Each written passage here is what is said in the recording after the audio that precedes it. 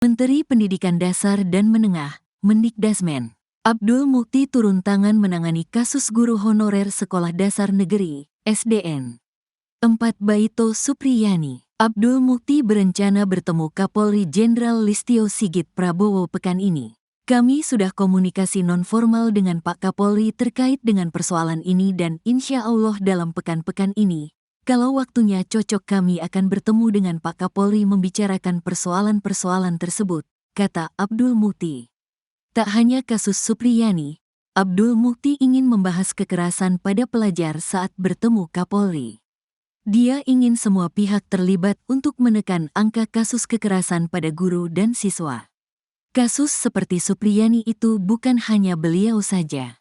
Kasus seperti itu kan juga terjadi di tempat lain. Karena itu kami ingin menyelesaikannya dari hulu. Kalau diselesaikan secara kasuistik terus, itu kan mesti akan terus-menerus terjadi. Dan ini memang menjadi tantangan kita bersama-sama, ucap Abdul Mukti. Selain menggandeng Polri, lanjut Abdul Mukti, tidak menutup kemungkinan pihaknya melibatkan komunitas untuk menekan angka kasus kekerasan pada guru, termasuk dengan menggandeng NU. Dia menyebutkan, NU telah mengembangkan program Gerakan Keluarga Maslahat PBNU yang salah satu segmennya ialah terkait pendidikan di lingkungan komunitas. Tadi juga Gus Yahya, Ketum PBNU, menyampaikan bahwa penguatan pendidikan karakter dan penanganan masalah serupa juga bisa dilakukan dengan pendidikan berbasis komunitas. Jadi kalau di sekolah diajari baik-baik, ya, di masyarakatnya harus mendukung juga, ujarnya. Supriyani dilaporkan Aibda Wibowo Hashim ke polisi atas tuduhan penganiayaan kepada siswanya. Aibda Wibowo Hashim saat ini menjabat sebagai Kepala Unit Intelijen dan Keamanan, Intelkam, Polsek Baito. Saat ini, kasus Supriyani sudah bergulir di meja Pengadilan Negeri, PN, Andulo. Kuasa hukum Supriyani dari LBH Himpunan Advokat Muda Indonesia, HAMI, Andre Darmawan melihat banyak kejanggalan dari dakwaan JPU Kejari, Konawe Selatan. Andre memaparkan kejanggalan yang ditemukan di antaranya bekas luka pada korban. Dia mengatakan dipukul pakai sapu 1 kali. Ini bukan kami yang bilang, tapi ini ada di dakwaan jaksa, ujarnya kepada wartawan. Hanya saja, saat dicocokkan ternyata ada kejanggalan atas luka yang dialami korban. Andre mengungkapkan keterangan dari Siti Nuraiyah yang mengaku melihat luka tersebut bukan akibat dipukul. Dia katanya melihat langsung luka itu secara spontan. Dia mengatakan bahwa bukan luka, tapi melepuh, bukan dipukul, sebutnya. Andre mengatakan, dalam penanganan kasus yang melibatkan Supriyani dan siswa D terjadi benturan kepentingan, karena orang tua dari siswa yang diduga korban itu merupakan personel kepolisian yang juga rekan penyidik yang menangani kasus tersebut di Polsek Baito.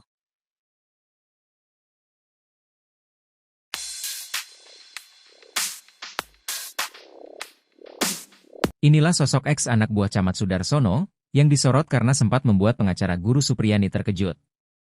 Mantan anak buah Sudarsono itu adalah Herman Malenggo, Kepala Seksi Pemerintah Kecamatan Baito. Ia tiba-tiba muncul dan memberikan keterangan berbeda soal insiden pecah kaca mob di Camat Baito yang saat itu masih dijabat oleh Sudarsono. Herman Malengga mengaku, insiden pecah kaca itu terjadi di rumahnya di Desa Ahuangguluri dan akan balik rumah jabatan Camat Baito, 2810. Sekitar 500 meter dari gerbang rumah jabatan Camat Baito, ia mendengar bunyi keras. Menurut Herman, ada warga yang menunjuk ke arah OTK, ia pun sempat mengejar OTK tersebut. Pernyataan Herman ini berkebalikan saat konferensi pers bersama Kabid Humas Polda Sultra. Ia menyebut pecahnya kaca karena burung dan katakan tak ada suara tembakan.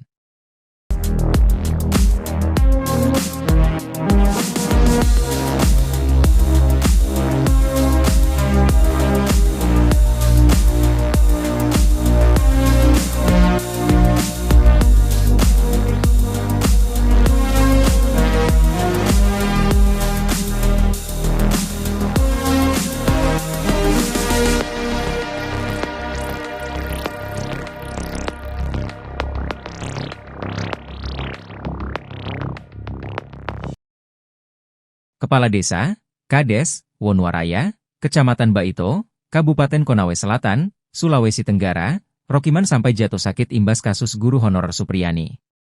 Nama Rokiman terseret dalam kisru uang damai 50 juta rupiah dalam kasus dugaan penganiayaan oleh Supriyani terhadap muridnya. Ia mengaku diarahkan oleh Kapolsek Baito untuk menyebut uang damai itu merupakan inisiatifnya dan pemerintah desa guna menyelesaikan kasus Supriyani. Rokiman mengaku didatangi Kapolsek Baito saat ia berada di kantor Camat Baito. Padahal, kata dia, pihak yang meminta uang damai tersebut adalah kanit polisi. Sementara itu, kuasa hukum Supriyani, Andri Darmawan mengatakan, pihak Polsek Baito sudah menyiapkan surat pengakuan di atas materai soal pernyataan itu. Namun, setelah mendapat arahan itu, Rokiman sakit dan harus dilarikan ke rumah sakit. Ia mengalami muntah-muntah. Belakangan, Rokiman menghubungi lembaga bantuan hukum, LEBIH. Ia meminta pendampingan karena merasa bersalah telah memberikan pernyataan yang tidak benar. Diketahui, Propam Polda Sultra tengah mendalami dugaan uang damai 50 juta rupiah dalam kasus Supriyani. Untuk itu, pihak Propam Polda Sultra memeriksa Rokiman. Kabid Humas Polda Sultra, Kombes Pol Iis Christian, mengatakan hasil pemeriksaan akan diumumkan segera. Pemeriksaan terhadap Rokiman dilakukan pada Kamis, 31 Oktober 2024. Selain itu, Polda Sultra juga menyelidiki standar operasional prosedur, SOP, penyelidikan kasus guru Supriyani.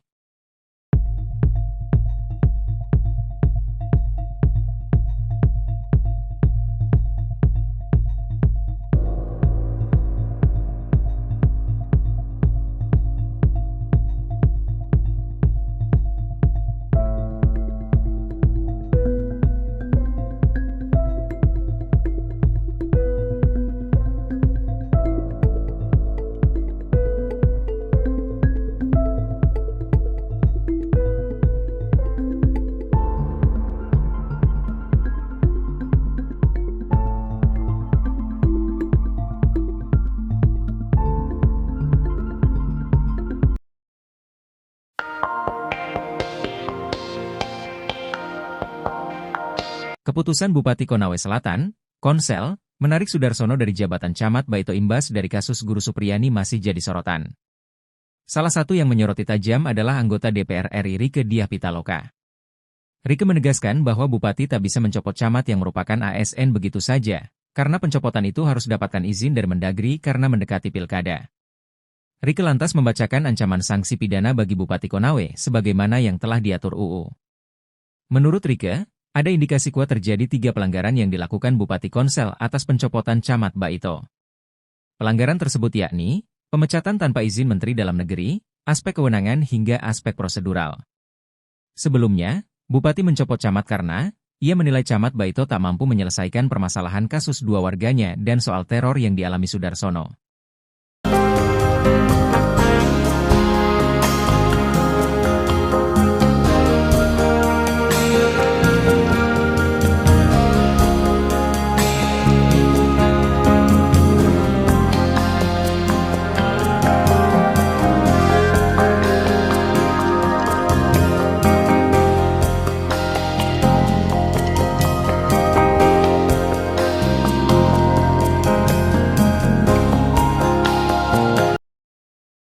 Rokiman Kepala Desa Wonowaraya, Kecamatan Baito, Konawe Selatan, Konsel, Sulawesi Tenggara, Sultra, diperiksa polisi, terkait kasus guru Supriyani. Kades tersebut diperiksa atas dugaan uang damai, saat penanganan kasus guru aniaya murid SDN 4 Baito, Konsel. Di hadapan Propam Polda Sultra, Kades Rokiman diminta memberikan klarifikasi, terkait dugaan permintaan uang damai 50 juta rupiah. Uang damai 50 juta rupiah disebut-sebut atas permintaan Polsek Baito. Pengakuan Rokiman ini saat menjalani pemeriksaan Polda Sultra, pada Kamis, 31 Oktober 2024, kemarin. Adanya permintaan uang damai, agar Supriyani diduga memukili anak muridnya, tidak ditetapkan tersangka. Video diterima tribunnews.sultra.com, berdurasi 7 menit 11 detik, pada Jumat, 1 November 2024, terlihat Rokiman mengenakan baju batik. Tampak, ia didampingi kuasa hukum menjelaskan soal informasi uang 50 juta rupiah di hadapan penyidik Propam, yang mengenakan baju putih. Penyidik bertanya soal uang 50 juta rupiah di kasus Supriyani. Di mana ada 2 video, namun pengakuan yang berbeda. Kades Wonowaraya pun belak-belakan di hadapan Propam, terkait 2 video karena berbeda pernyataan. Menurutnya, Pernyataan yang sesuai fakta yakni saat ia memakai baju putih. Sementara video pernyataan saat ia mengenakan jaket, Rohiman mengaku diintimidasi atau diarahkan Kapolsek Baito. Ia menceritakan, dirinya sudah dicari pihak Polsek, setelah Kapolres dan Kajari Konsel berkunjung ke rumah Camat Baito, sebagai upaya mediasi. Saat itu, dirinya diundang Camat Baito dalam pertemuan. Kemudian dia menuju depan kantor camat dan bertemu beberapa kepala desa. Saat itu Kapolsek Baito meminta bantuan ke Kades Wonowaraya. Di situ Kapolsek Baito mengarahkan Kades untuk menyampaikan pernyataan yang tidak sesuai seperti video beredar. Kapolsek minta dirinya menyampaikan dana 50 juta rupiah inisiatif pemerintah desa.